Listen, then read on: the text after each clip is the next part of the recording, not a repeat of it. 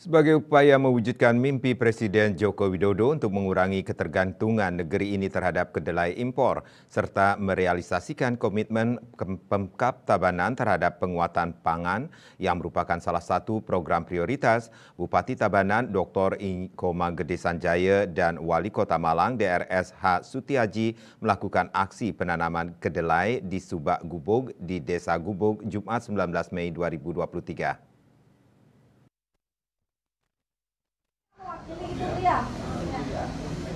Melalui upaya tersebut, kontrak farming antara Perumda Tugu Aneka Usaha Tunas Kota Malang dengan Perumda Dharma Santika Tabanan dilakukan dalam rangka meningkatkan produksi kedelai di Kabupaten Tabanan serta membangun kerjasama dengan pemerintah Kota Malang.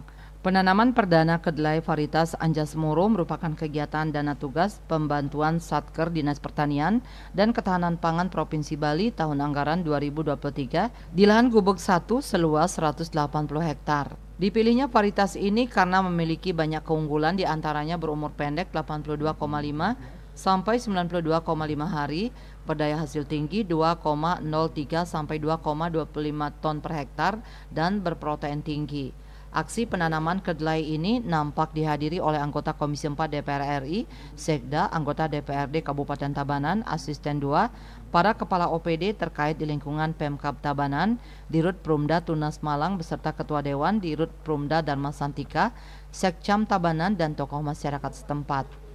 Bupati Sanjaya di kesempatan itu menerangkan sebagai lumbung pangan Bali sekaligus sebagai daerah yang mayoritas penduduknya menyukai produk-produk olahan kedelai, aksi ini tentu merupakan langkah yang tepat dan strategis bila pertanian kedelai di daerah ini didorong kemajuannya, sehingga memberikan kontribusi yang signifikan dalam upaya mengurangi ketergantungan terhadap kedelai dari luar daerah.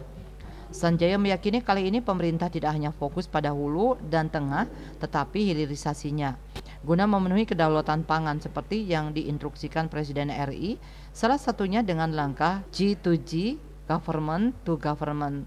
Dalam komitmennya mempertahankan Tabanan sebagai lumbung pangannya Bali, Sanjaya juga tekankan pesan dari Presiden Jokowi terhadap 3 hal yang patut disyukuri, antara lain ketahanan pangan, energi, dan digitalisasi. Pertama, saya merasa berterima kasih kepada Pak Wali Kota Malang karena melakukan G2G nih, hubungan kerjasama Perusda Tabanan, bukan saja antar kabupaten kota di Bali, sekarang udah ekspansi. Kemarin DKI, sekarang Malang. Jadi udah kita sepakat buat dulu landasan rumahnya MOU. Nanti PKS-nya tergantung. Beliau yang secara langsung datang ke Tabanan ini luar biasa, melihat bagaimana sih alam Tabanan, potensi apa yang dimiliki, di listing nanti melalui Perusda Tunasnya, sehingga apa yang menjadi oversupply yang ada kebutuhan pokok di Kabupaten Tabanan kan bisa untuk masyarakat Malang.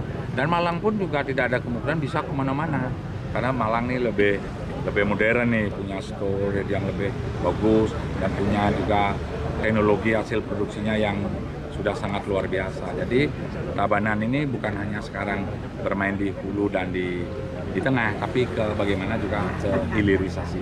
Kedepannya jika dilakukan penambahan pertanaman kedelai, Sanjaya optimis kebutuhan daerah ini dapat terpenuhi. Dari sisi ekonomi, pengembangan kawasan budidaya kedelai dapat menekan inflasi dan berdampak luar biasa terhadap pencapaian Kabupaten Tabanan, dan capaian itu akan menjadikan prestasi yang membanggakan bagi Kabupaten Tabanan.